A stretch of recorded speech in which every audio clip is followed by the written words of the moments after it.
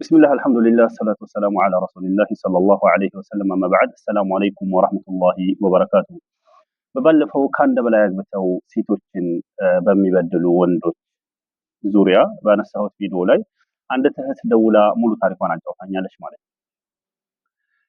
ልጅቱ ሰውየው የሁለተኛ ሊያገባት ጠየቃት። የመጀመሪያ ሚስቱን ፈቃደኛ እንደሆነች እንደውም ልታጋባው ሚስት እየፈለገችለት እንደሆነ ይነግራታል ማለት ነው። ስለዚህ ልጅቱ ተስማማች። ተጋቡ። ከተጋቡ በኋላ እሱ እንዳለው አይደለም ነገሩ የሆነው። እቺ ልጅቱም እንዳሰበችው አልሆነላትም ማለት ነው። የመጀመሪያ ሚስቱ ሲሰማ ትልቅ ጸብ ተነሳ ማለት ነው። ከዚያም ትፈታለች።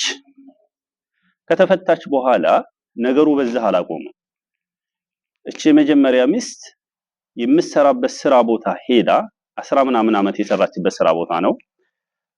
ሰዎቹም ከፊሎቿ ናቸው። እዛ ሄዳ ሌላ ረብሻ አስነሳች ማለት ነው። የመጀመሪያ ሚስት እዚህ ደረጃ መድረስ የለባችሁ። ቢያንስ ሴቶች መሆን ያለበት ጸቡ ማብቃት ያለው የነበረበት ባላችሁ ጋር በቃ እሱ ጋር ነበር ማብቃት ያለበት። ግን እንደዚህ አልፎ አረቦች ጋር መድረሱ የሷ ስራ ቦታ ሄዶ የሷን ይሄን ሁሉ ጊዜ የሰራችበትን በዛ አሁን ስራ በሌለበት ሰዓት የሷን ስራ ለማበላሸት መሞከር ይሄ በጣም ከባድ ነው። ሐቂቃ አላህን ልትፈሩ ይገባል። የሁለተኛ ሚስት ሆና ተገብታለች። ያገባት ባልሽ ነው። ስለዚህ ጉዳዩ ማለቅ ያለበት ባልጋ ነው። እኔ በባለፈው ቪዲዮ ሚስቶቻቸውን የምትፈሩ ወንዶች ማግባት የለባችሁ ያልኩት ለዚህ ነው። እንደዚሁ ሌላ ታሪክ አወሩኝ። ሰውየው ኡስታዝ ነው። ሚስቱ ሰማ ሁለተኛ ገባ። ሁለተኛ የተገባችው ልጅ አረገዘች። ከዚያ የመጀመሪያ ሚስት ሰማች። እሷን እገላለሁ ብላ በቃ ሌላ ትልቅ ረብሻ ተነሳ። ከወለደች በኋላ ይሁን እዛው እንዳረገዘች አልሙሂም ፈታት። እንግዲህ የዚች ልጅ ህይወት ተበላሸ ማለት ነው።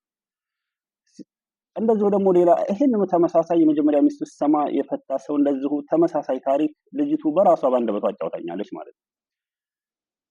እና ሴቶች ከዚህ ምንድነው መማር ያለባችሁ?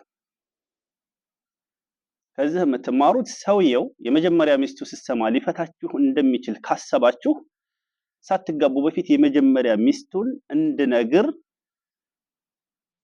ማድረግ አለባችሁ። የመጀመሪያ ሚስቱን እንድሰማ እሱ እንድናገር ማድረግ አለባችሁ። ከዚያ በኋላ እናንተ መውሰድ ያለባችሁ ነገር ተወሰዳላችሁ።